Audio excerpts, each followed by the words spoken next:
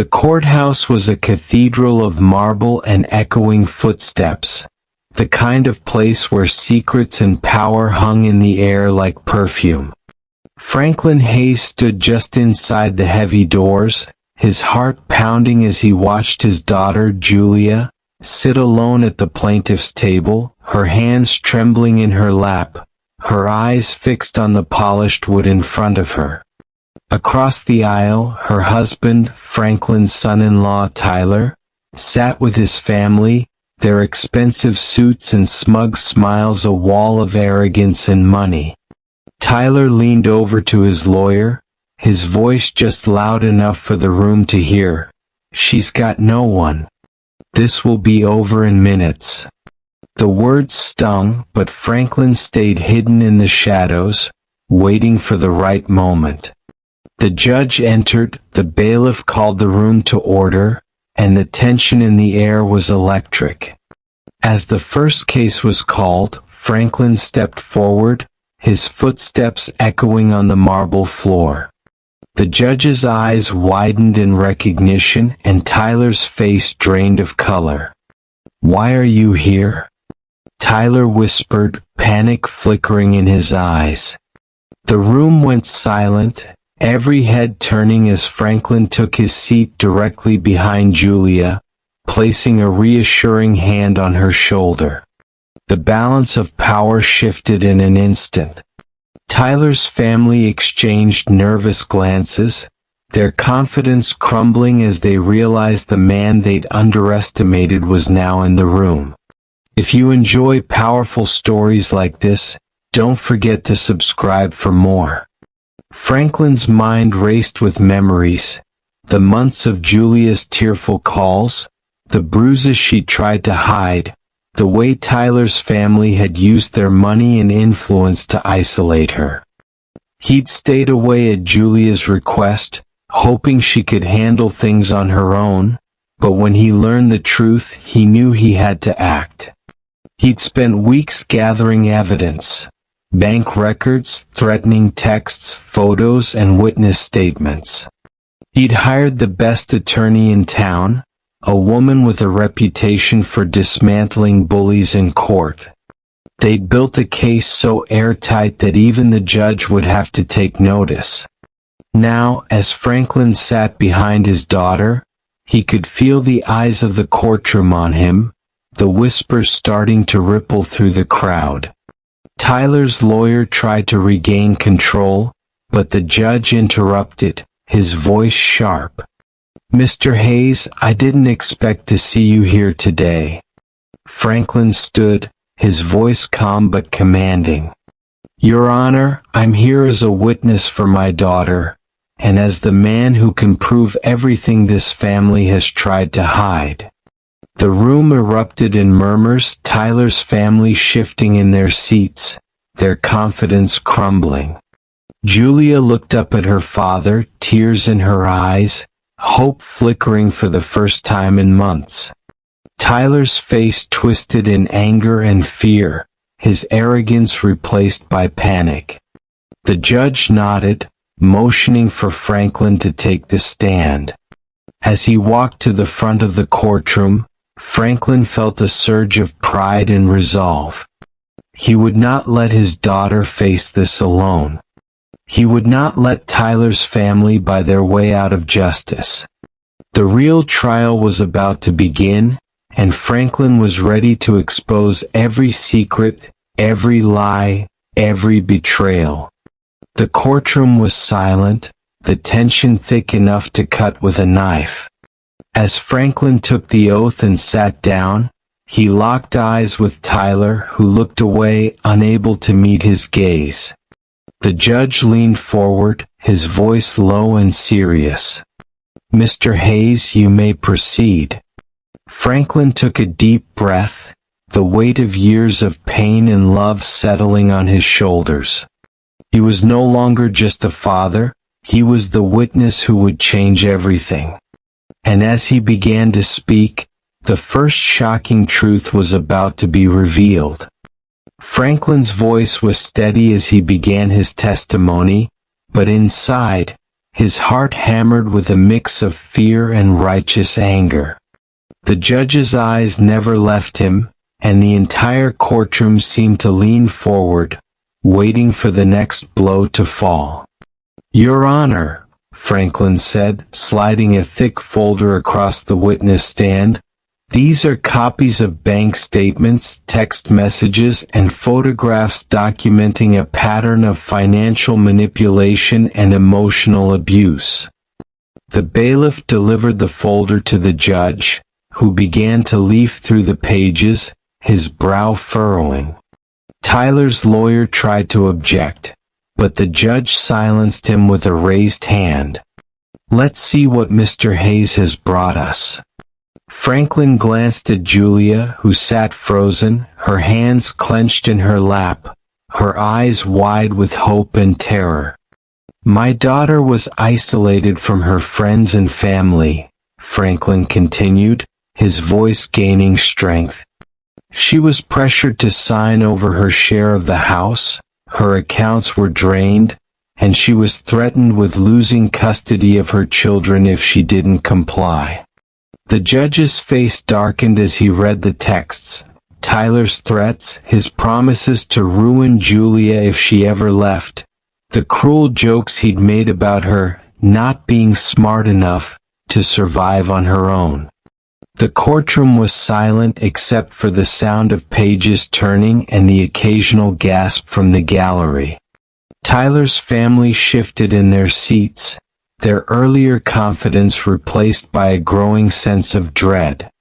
Then Franklin produced the first real shock, a series of emails between Tyler and his father, discussing how to hide assets overseas and how to make sure Julia walks away with nothing. The judge's head snapped up, his eyes blazing. "Mr. Hayes, are these emails authentic?" "Yes, Your Honor. I obtained them legally with the help of a private investigator. The metadata and server logs are included." Tyler's lawyer tried to object again, but the judge waved him off. "We'll have the court's IT expert verify them, but for now they stand." Tyler's face went white, his hands shaking as he whispered furiously to his lawyer. Julia's eyes filled with tears, her hope growing with every word her father spoke. Franklin pressed on, presenting photographs of bruises Julia had tried to hide, medical records from emergency room visits, and statements from neighbors who had heard shouting and seen Julia crying in the driveway. The judge looked at Tyler, his voice cold. "Mr. Sinclair, do you have anything to say for yourself?" Tyler stammered, his arrogance crumbling. "This is all a misunderstanding. She's exaggerating. My family—" The judge cut him off. "Your family will have their turn. For now, I want to hear from Mrs. Sinclair." Julia took the stand, her voice trembling at first, but growing stronger as she told her story. She spoke of the isolation, the fear, the way Tyler's family had closed ranks around him, making her feel like an outsider in her own home. She described the night she'd called her father, sobbing, afraid for her children and herself. "I thought I was alone," she said, her voice breaking. "But my dad never gave up on me."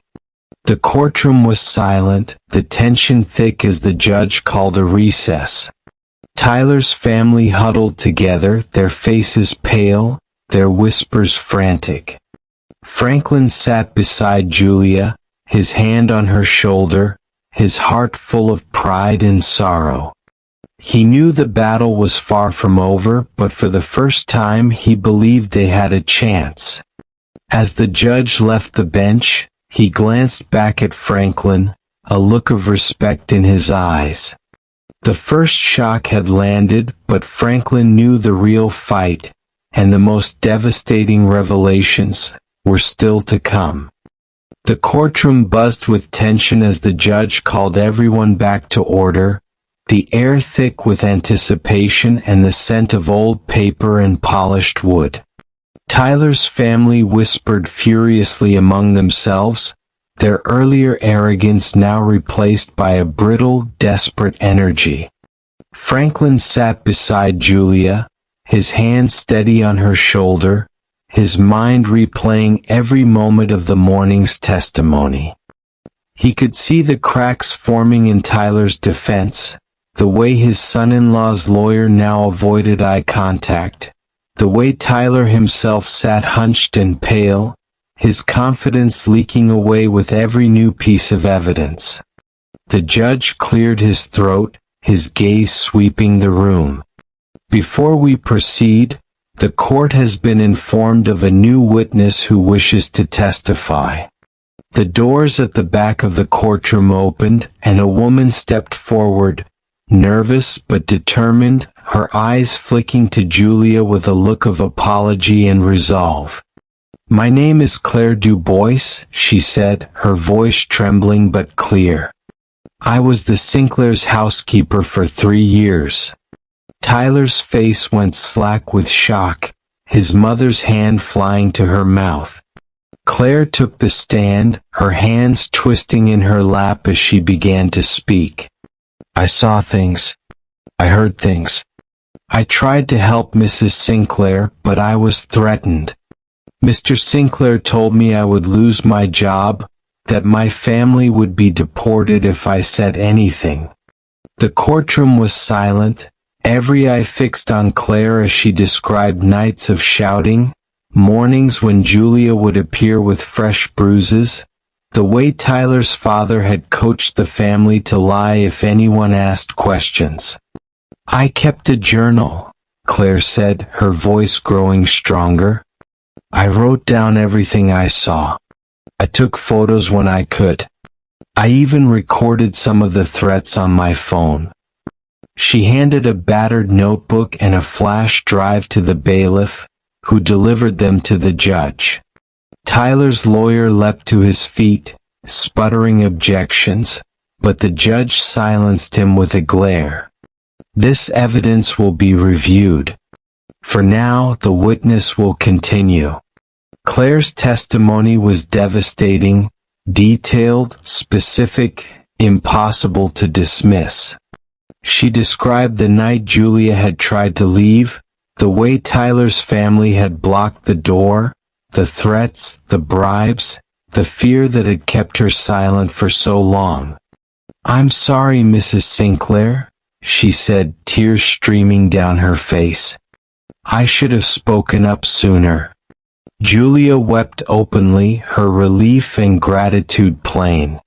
Franklin felt a surge of pride for the courage it took to break the silence, to stand up to the Sinclair's power. The judge called a recess to review the new evidence, his expression grave.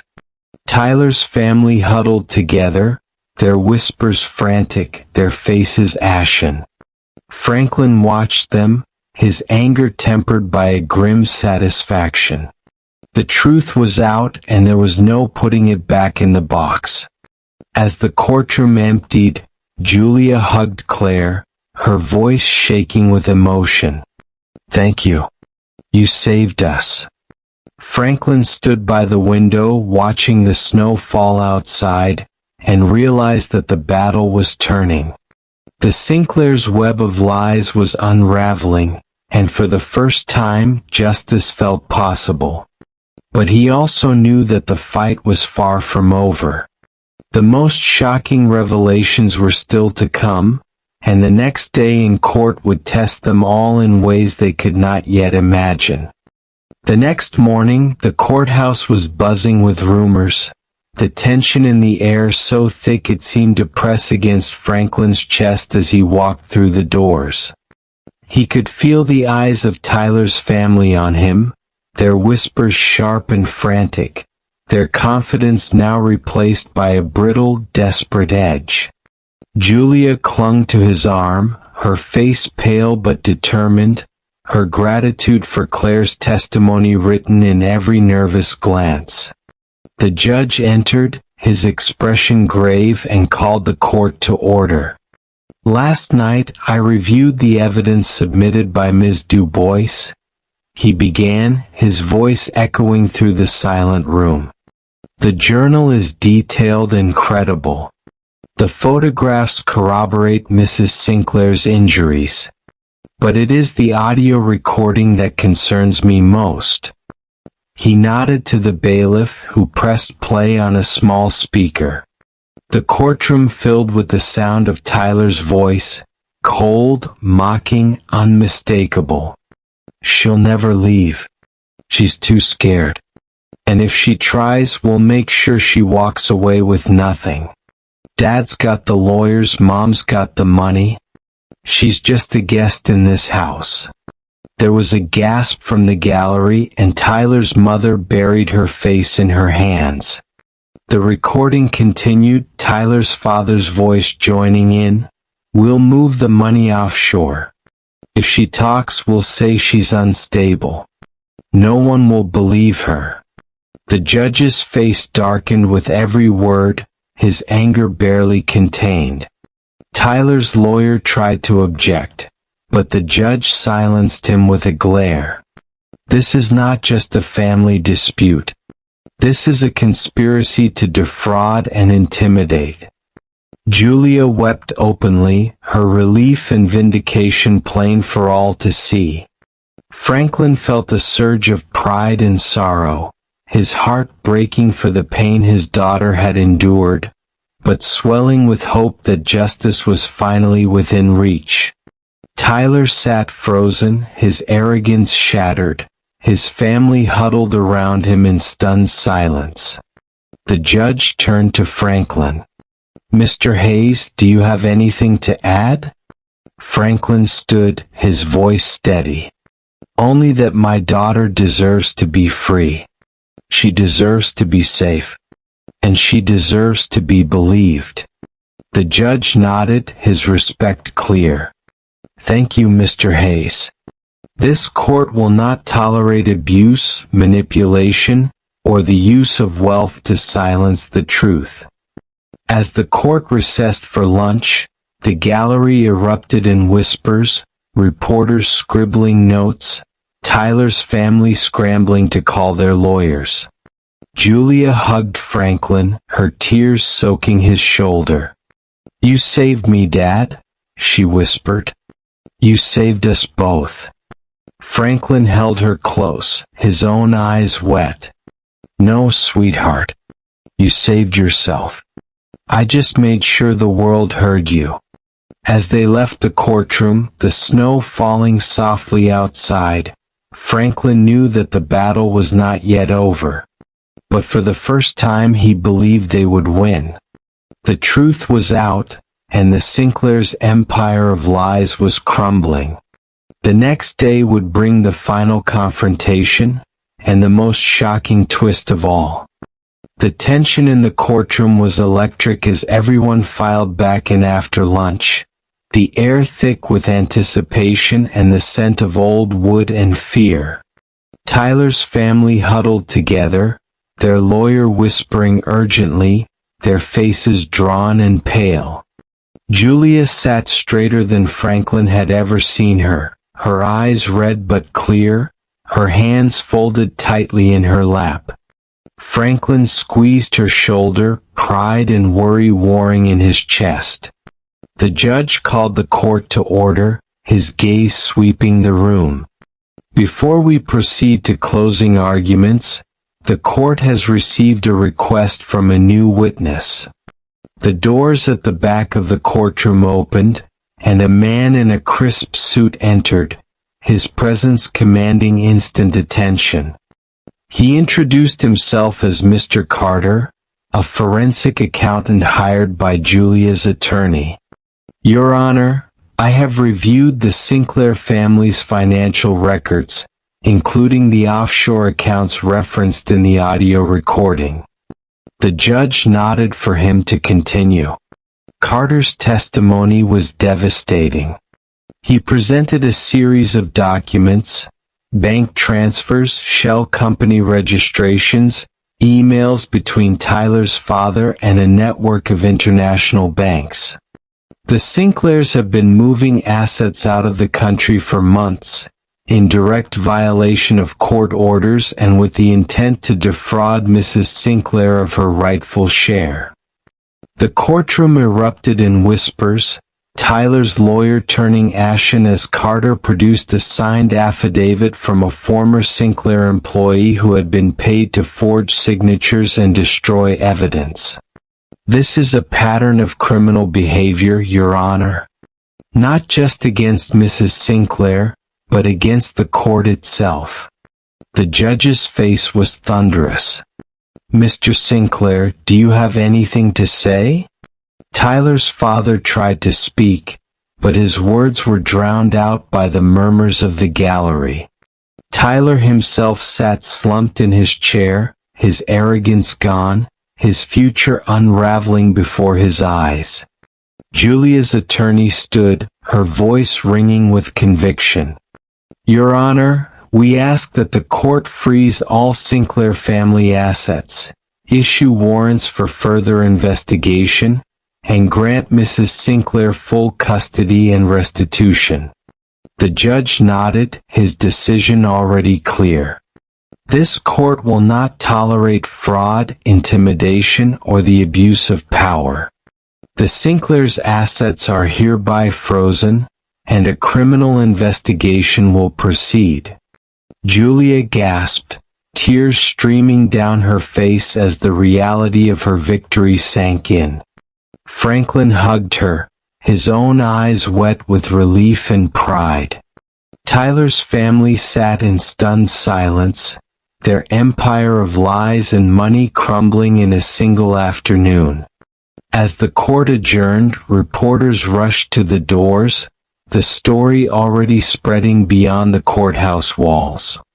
Franklin and Julia walked out into the cold winter air, the sky bright and clear, the future suddenly wide open. The final witness had changed everything, and for the first time, justice felt not just possible, but inevitable. But as they drove home, Franklin knew that the hardest part was still ahead, rebuilding a life from the ruins of betrayal, and learning to trust and hope again. The days after the verdict felt like waking from a long, fevered dream. Julia moved through the house with a new lightness, her laughter returning in small, tentative bursts as she made plans for her children's future and began to believe in happiness again. Franklin watched her with pride, but also with a quiet ache. He knew that the scars Tyler and his family had left would take years to heal.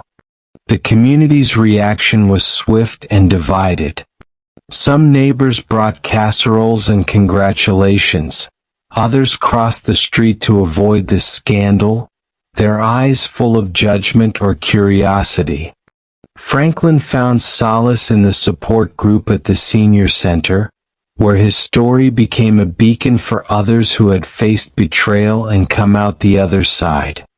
He was just settling into this new rhythm when an email arrived, its subject line simple and chilling, from Tyler. Franklin hesitated before opening it, his heart pounding with a mix of dread and curiosity. The message was short, but every word was heavy with regret and desperation. "Mr. Hayes, I know I don't deserve your forgiveness. I know what I did was wrong. I lost everything, my family, my reputation, my freedom. But I need you to know that I never hated Julia. I was just lost. I let my father and the money turn me into someone I don't recognize. Please, if you can, tell her I'm sorry. Tell her I hope she finds peace." Franklin stared at the screen, the anger he'd carried for so long suddenly feeling hollow. He printed the email and left it on Julia's nightstand, unsure if she would want to read it, unsure if forgiveness was even possible. That night, as they sat together by the fire, Julia picked up the letter, her hands trembling. She read it in silence, tears streaming down her face, then looked at Franklin with a mixture of pain and relief. "I don't know if I can ever forgive him," she whispered. "But I think I can finally let go." Franklin hugged her, his own eyes wet. "That's all any of us can do, sweetheart. Let go and move forward." The next morning, Julia sent a reply to Tyler's email, just 2 words, "I'm healing."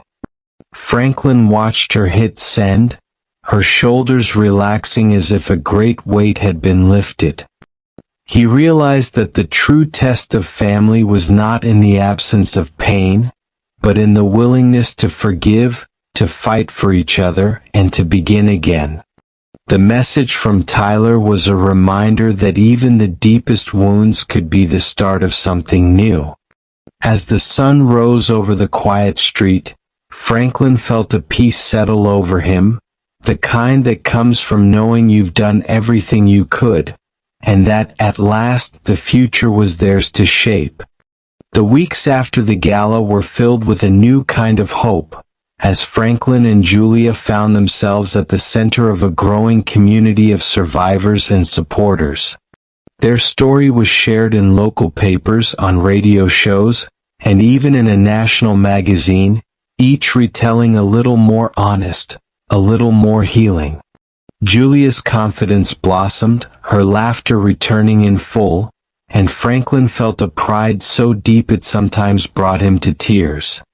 But just as the wounds of the past began to scab over, an unexpected visitor arrived at their door, a woman in her early 30s with tired eyes and a nervous smile. She introduced herself as Elise, Tyler's half-sister from his father's first marriage, someone Julia had only met once at a distant family gathering.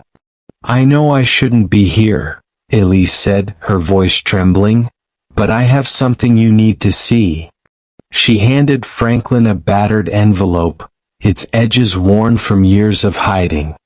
Inside were copies of emails, bank transfers, and a handwritten confession from Tyler's father, dated months before the trial. The letter detailed a secret trust fund, set up in Julia's name before her marriage, meant to protect her in case of divorce or abuse. "I never wanted my son to turn out this way," the letter read. "If you're reading this, it means I failed. But Julia deserves a fresh start. The account is in Switzerland. The code is your mother's maiden name." Franklin and Julia stared at the documents in disbelief, the implications slowly dawning. Not only had Tyler's family tried to ruin Julia, but they had also hidden a fortune that could have saved her years of pain. Elise's eyes filled with tears. "I'm sorry. I was afraid to come forward during the trial. But I couldn't live with the guilt anymore." Julia hugged her, forgiveness blooming in the space between them. "Thank you. You did the right thing." With Carter's help, they contacted the Swiss bank, and within days Julia's future was secure, not just with the restitution from the court, but with the trust her late father-in-law had left for her. The news sent shockwaves through the community, and Tyler's family, already disgraced, faced new legal scrutiny. For Franklin, the revelation was bittersweet, a reminder that even in the darkest families, there could be a glimmer of conscience, a final act of redemption. That night, as Julia and Franklin sat together in the garden, the stars bright above, they talked about the future, not as victims but as survivors, as a family remade by truth and courage. The pain of the past would never fully disappear, but it no longer held them captive. Instead, they chose to remember the lessons learned, that justice is worth fighting for, that secrets can be broken, and that sometimes, the most unexpected visitor can bring the key to freedom. As the night deepened and the world grew quiet, Franklin felt a peace settle over him, the kind that comes from knowing the story is finally, truly, theirs to finish. The days after Elise's visit were filled with a sense of possibility that Franklin Hayes hadn't felt in years. With the trust fund secured and Julia's future no longer in doubt, father and daughter poured their energy into the causes that had helped them survive: the women's shelter, the support group, and a new scholarship fund for survivors of domestic abuse. Their story, once a source of shame and whispered gossip, became a beacon of hope for others. Julia's laughter returned, her children's joy infectious, and Franklin found himself smiling more often, the weight of the past finally lifting. But just as the world seemed to settle into a new, hopeful rhythm, a letter arrived, this time from Tyler himself. The envelope was plain, the handwriting shaky but unmistakable. Julia hesitated before opening it, her hands trembling as Franklin sat beside her, bracing for whatever pain or manipulation might spill from the page. The letter was short, but every word was heavy with regret. Julia, Franklin, I know I have no right to ask for forgiveness. I know I destroyed everything good in my life, and I hurt you both in ways I can never undo. Prison has given me too much time to think, and I see now how wrong I was. I was weak, I was cruel, and I let my family's pride poison everything. I don't expect you to forgive me, but I hope you can find peace. I hope you can move on. I am sorry. Julia read the letter twice, her face a storm of emotions: anger, sorrow, relief, and something like pity. She handed it to Franklin, who read it in silence, his own heart torn between the satisfaction of justice and the ache of old wounds. "What do we do with this?" Julia whispered. Franklin thought for a long moment, then spoke softly. "We let it go. We let him go. We've done everything we can. The rest is up to him." That night, Julia wrote a reply, just a few lines but enough to close the door on the past. "We are healing. We hope you find peace too." As she hit send, Franklin felt a sense of closure settle over the house, the final thread of pain gently tied off. The next morning they gathered in the garden, the air filled with birdsong and the scent of new blossoms. Julia's children played in the grass, their laughter a promise that the future would be brighter. Franklin watched them, his heart full, and realized that the greatest revenge was not in retribution, but in the quiet, steady work of building a life worth living. The pain of the past would never fully disappear, but it no longer defined them. Instead, they chose to remember the lessons learned, that dignity is worth fighting for, that forgiveness is a gift you give yourself, and that family at its best is a place where even the deepest wounds can be healed. As the sun rose higher and the world grew bright, Franklin knew that the story was finally, truly, theirs to finish. Spring arrived in a rush of color and light, the city's parks bursting with tulips and the air alive with the promise of new beginnings. For the first time in years, Franklin Hayes felt the world open up around him, the weight of old secrets and betrayals finally replaced by the gentle certainty of hope. Julia's home became a gathering place, not just for her children and Franklin, but for friends from the shelter, neighbors who had watched their story unfold, and even Elise, whose courage had helped set them free. On a bright Saturday afternoon, they hosted a picnic in the garden, the tables laden with food, laughter ringing out beneath the budding trees. Julia moved through the crowd with a grace that was hard-won, her eyes shining as she introduced Franklin to new friends and old allies. "This is my father," she said, pride in her voice. "He's the reason I'm here." Franklin smiled, his heart full as he watched Julia's children chase each other across the lawn, their joy a living testament to the power of survival and forgiveness. The support group came, too, women and men who had found their voices in the wake of Julia's trial, each one carrying scars but also a fierce determination to build something better. Carter, the attorney who had guided them through the legal maze, arrived with his wife and a bottle of wine, raising a toast to the family that refused to be broken. Even the director of the women's shelter stopped by, her eyes misty as she hugged Julia and Franklin. "You've given so many people hope," she whispered.